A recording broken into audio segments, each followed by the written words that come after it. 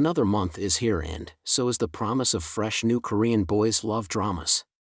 Unfortunately for us, unlike March, April is lacking because no new dramas have been confirmed for this month as yet. Luckily, March is a gift that keeps on giving because of all the KBL series that were dropped last month too are still on air.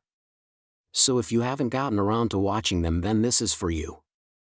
The Eighth Sense dropped on the 29th of March to eager fans.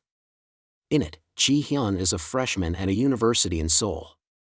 He comes from a small rural town and is used to living in the quiet countryside.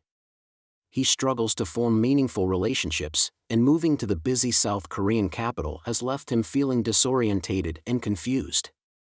The older Jae-won, meanwhile, is now returning to Seoul in the same university after completing his mandatory military service.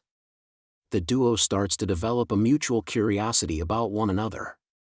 But things begin to escalate when Ji-hyun joins the same surfing club that Jae-won attends. Their bond begins to deepen as Ji-hyun discovers a love of surfing and the sea. When the surfing club embarks on a journey, the duo finds themselves together alone and share a kiss. Later, Jae-won begins to act as if nothing happened between them. Is this just a fleeting attraction or the love of a lifetime? Catch Lim Ji-sub and Oh Jun-taek in The Eighth Sense today. Unintentional Love Story premiered on March 17th and finishes on April 14th.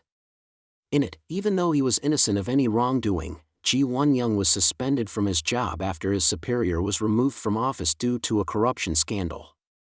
Trying to get his job back, he sets out to find the chairman's favorite artist. He came across the artist in a remote town, and it's clear that he doesn't want to be found. Won-young decides to try and find out what happened to Yoon Tae-jun, and he starts to question his sexuality. The first few episodes had me worried because the two male leads were too stiff for me to believe that they could be attracted to each other, but apparently that is exactly how they are portrayed in the manhwa the show is adapted from as a result of Won-young's slow gay awakening. The series has definitely picked up the pace. The leads have really turned on all the chemistry, and their gradual closeness actually feels really well paced and realistic. The second couple is my absolute favorite. I love the bickering between Dong-hee and Ho-tae. Imagine your high school crush suddenly asking you to date him for a month out of the blue. I can't wait to see how their story unfolds. As for the coming soon pile, PACE has announced that the live-action adaptation of I, a Gangster, Became a High Schooler is on the way. In it, Kim Duk-pal, who is an uneducated gangster, gets possessed by Song Yi-hyun. Always wanting to go to school since his childhood, the gangster tries to save the boy who is fed up with the school bullying that he has faced only to end up in his body. The incident makes him enroll in the same school as Song Yi-hyun, wanting to take revenge on the perpetrators of violence. However, there, he comes across Choi Se-kyung, who used to have a crush on Song Yi-hyun, and sparks fly. The production will be under the same team who brought us Unintentional Love Story, No. 3 Pictures. It will be directed by Lee Sung-taek, who is responsible for directing Love Class. All of Us Are Dead star Yoon Chan-young is in talks to lead the BL drama. But perhaps the most surprising thing is the producers have decided to turn this into a bromance.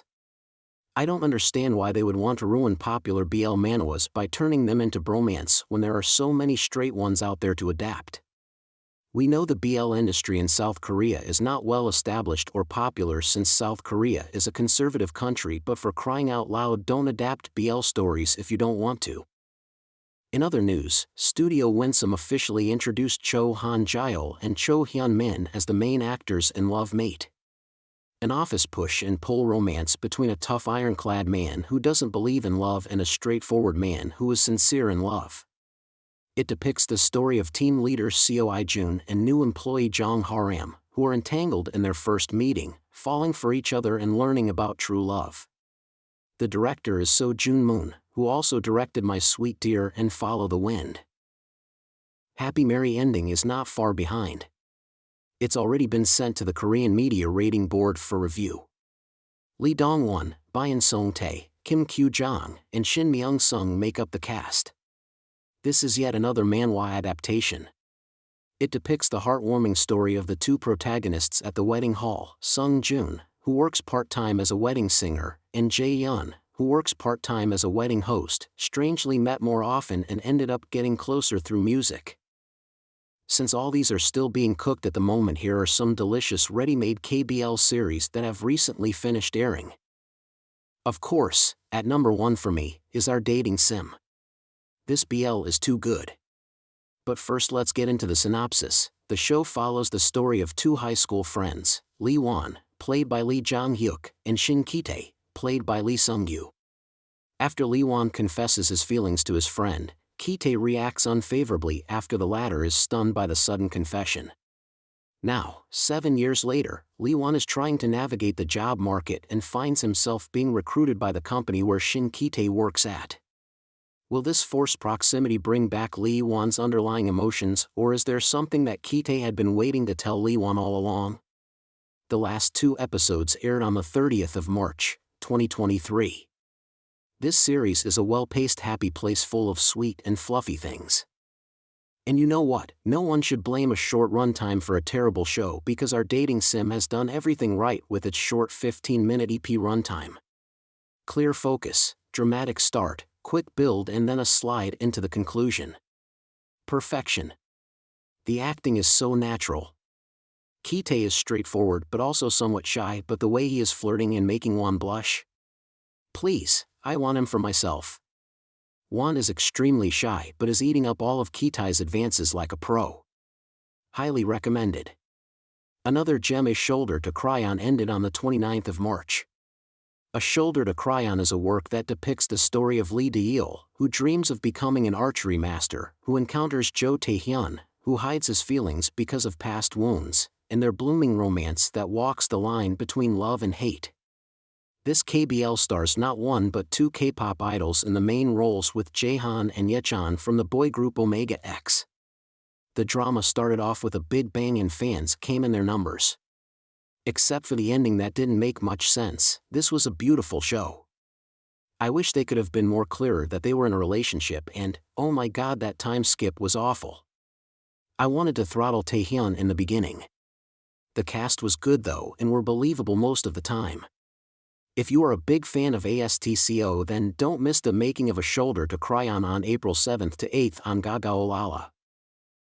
Last but not least, Kwon Hyuk in Moon Ji-young's The New Employee. The movie will be screened at the 24th Jeonju International Film Festival from April 27th to May 6th. The Director Who Buys Me Dinner. The movie will also be premiering on April 12, 2023. It stars Park Young-woon and Park Jong-woo. The movie consists of 2 hours and 7 minutes runtime. That's all from KBL Land. Hopefully May will be a great month for us.